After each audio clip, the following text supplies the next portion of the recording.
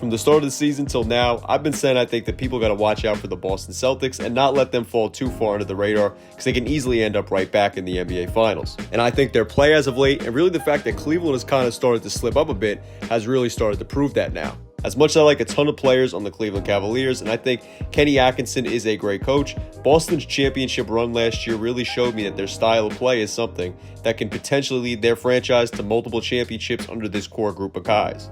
One of the main reasons I've continued to say that is because of just how great they are defensively, but now also how well they've used Jayson Tatum this season. What I've really liked from Boston is how they've been using Tatum as a screener and playmaker more often this season than they did last season. I want to start off breaking down film just by going back to Boston's game against OKC from this past January. One thing they showed off often in that game was Tatum's ability to open up so much for them as a screener. Here Tatum screens for Holiday, but the defense holds to show help.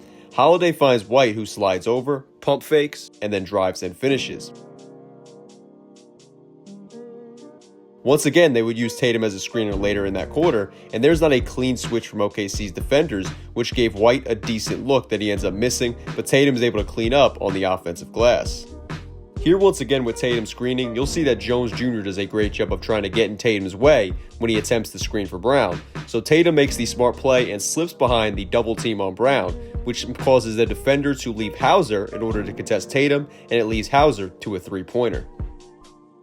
And they're going to need Tatum to continue showing off his growth as a playmaker and just his quick decision making as well in the playoffs. As you can see right here, this was a great play to draw in more help from the defenders, and there was nearly 5 Spurs players in his vicinity here, which leads to him passing it right back out to Horford on the three-point line to get him a three. Last year in their series versus the Pacers, head coach Joe Mazzulla really tapped into using Tatum as a screener and playmaker when the Pacers threatened to extend the series in Game 4, and it worked out to the Celtics' advantage. On this play from that Game 4 last year, Tatum screens for White, but stops a little above the elbow, which forces the 3 defenders in his vicinity to collapse onto him. And Tatum makes the smart play with the touch pass right back to White, who notices Naismith's defense coming, so White pump fakes, drives, and gets the bucket. And like just shown on that last play, Boston does a great job of using Tatum as a screener to open up his playmaking as well. Same thing goes for this play. Tatum gets the switch here, and he sees Williams help and bounce back out. Tatum then turns the corner to attack, and he sees more help coming and kicks it to White. And this was a nice play by Tatum, even despite White missing. And the thing is, Boston might be at their best when they use Tatum off ball to trick defenses. With man guarding White here, they use Tatum as a screener to force the double onto White, and it gives Tatum the time for the ball back and a pump fake in space, a drive, and that draws 4 Hornets defenders into his vicinity, and that allows Kata the space for the jam off of Tatum's great pass. Here I would have liked to see White pass it out to Tatum, as Tatum shows his importance in the screener role once again. They used Tatum as a screener to get Halliburton off of White, and Siakam did defend the passing lane decent enough, but right here White should have passed it to Tatum, as there's 4 Pacers players in his vicinity and Tatum's wide open. It was great by White to read Halliburton having to navigate the screen and knowing that he should turn the corner, but Tatum as a screener is so deadly and he should have had the ball last here. On this play, I want to talk about 2 guys who I think were the team's most important players in the finals last year, and that's Jrue Holiday and Jaylen Brown. On this play from their game against OKC this past January, Jalen Williams does a great job here of rejecting the screen against Jrue Holiday and going to his offhand. But one thing Boston does often is whoever is the help man defensively, in this case Jaylen Brown, will step in on a drive like this, and it helps Boston's defense recover.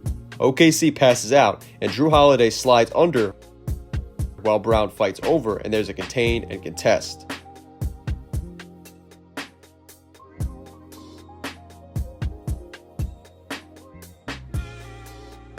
Let's stick with Jrue Holiday though. One thing I spoke on Marcus Smart doing so well in a video I made back on the Celtics in March of 2022 was just how well Smart read passing lanes. That's something that Jrue Holiday is great at as well though. This is from the Celtics opening night win against New York. As you can see, he's eyeing Towns as he tries to back down Tatum here, and he focuses on Payne, who catches the pass and drives, but Holiday cuts off the potential passing lane to the open Anunoby, and it leads to a bucket on the other end.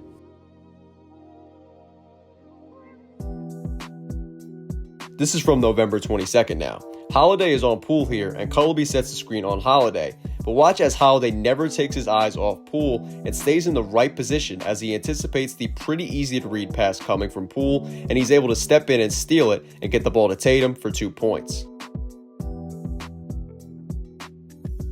It's also in transition too, as while this was a pretty telegraphed pass and pretty easy to see coming, Holiday still makes sure to run in out of nowhere and get the steal and just make that extra effort.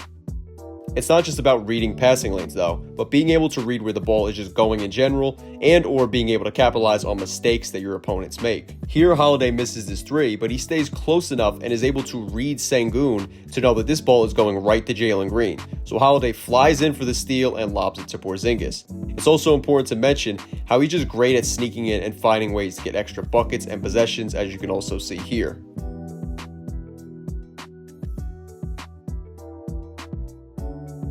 It doesn't matter if it's sneaking in for a steal or flying in to grab a rebound out of an opponent's hand. Holiday has been great defensively this season and has really just been a problem for opposing teams.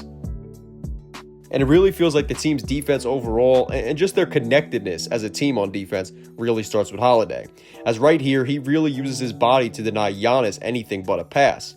And this is great by Milwaukee to get White off of Green, but Holiday is right there to switch onto him. And Horford does a great job of denying the wing to Green while Holiday pressures Prince to turn it over. Here, while on Giannis again, Milwaukee tries to get Giannis an easy roll to the rim, but Holiday does a great job of switching while Brown stays in position to deny the passing lane, and Holiday on Dame is the matchup that Boston actually wants.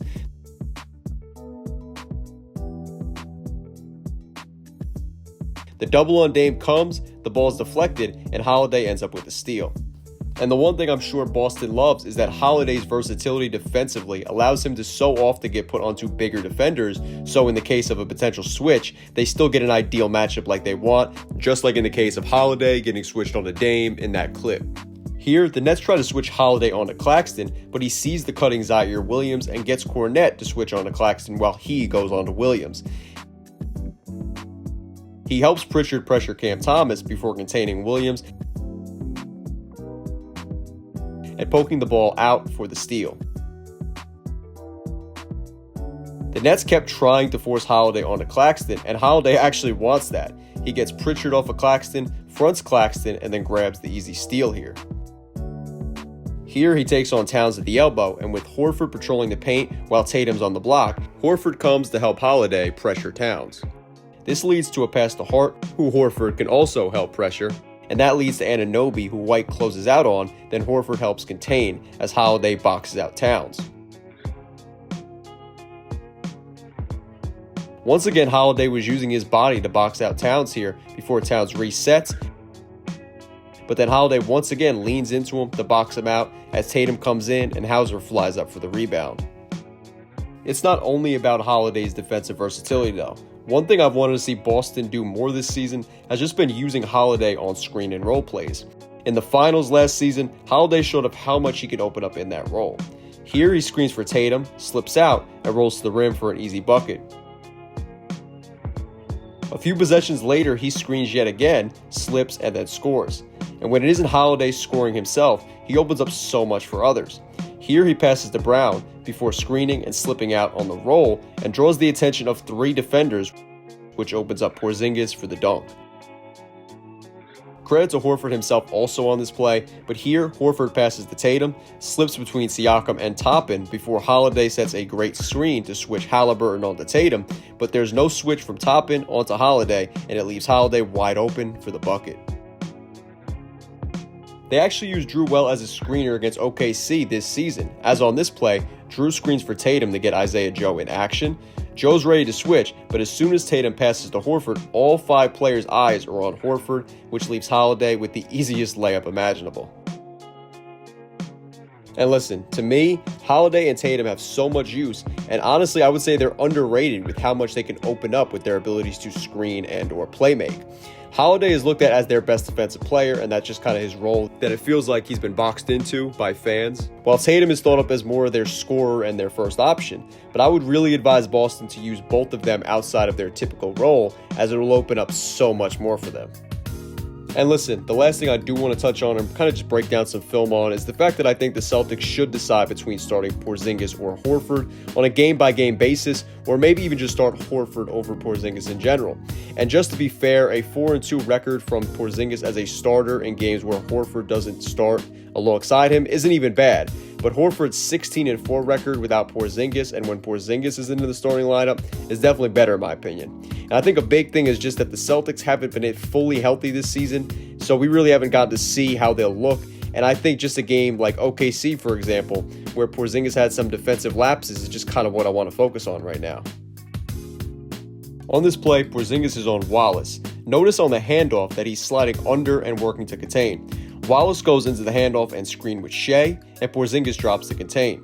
Jrue versus Hartenstein changes when Hartenstein is at the dunker spot and he hits the floater, but Porzingis kind of just stood there and watched as Hartenstein hit this. And the Celtics really struggled with how Hartenstein was being used all night in that game, even despite having a big like Porzingis on their team. Right here, Tatum is on Hartenstein for the sake of switches, but the Shea and Hartenstein pick and roll killed Boston all night, as Shea here switches speeds, gets by Tatum, and no help was there from Porzingis as he stayed on his man. Which, I mean, I guess was the right call, but you could tell Shea was going straight to the bucket even before he got both feet inside the three-point line. So listen, I think regardless of who the Celtics start at the center position, they still have all the potential in the world to be back in the NBA Finals again this year. I will say I think it's almost definite that it's going to be them just sticking with Porzingis, even though I do think they should just decide who's going to start based on the matchup that they'll be facing that night. I would just hope, though, from what I broke down today, that you could see there's still so much that the Celtics can do to look like an even better team than they already are. Of course, though, I'd like to see them finally get fully healthy first for a substantial amount of time before we can truly judge how good they are. I want to know what you think, though, in the comments about the Boston Celtics, anything I broke down and talked about today, or just anything relating to the NBA down below. Of course, if you enjoyed the video, then make sure to give it a like and subscribe if you're new to the channel, as it helps me out a lot. Thank you guys so much for watching, and I am out. Peace.